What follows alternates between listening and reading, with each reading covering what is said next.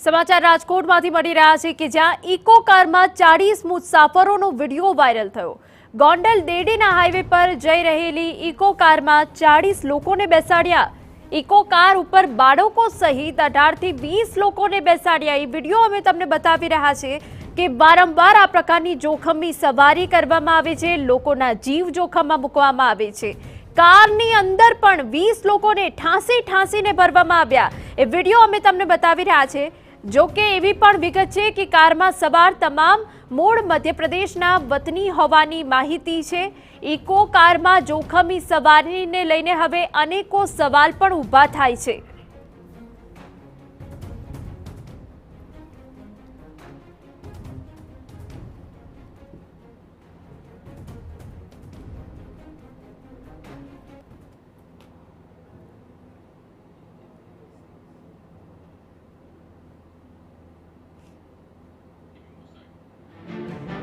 ની વાત નથી, પરંતુ આ એક કોઈના જીવના જોખમને કારણે આપણે આ વસ્તુ કરી રહ્યા છીએ।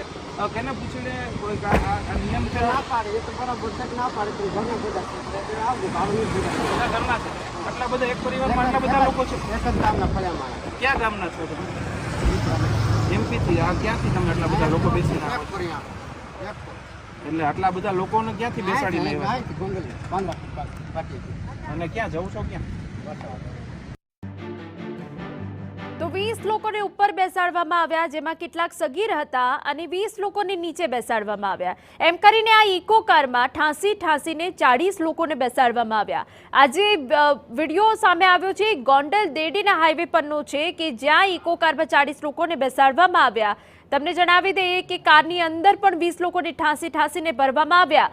અગર કોઈ મોટી દુર્ઘટના સર્જાય તો જવાબદાર કોણ, એ સૌથી મોટો સવાલ।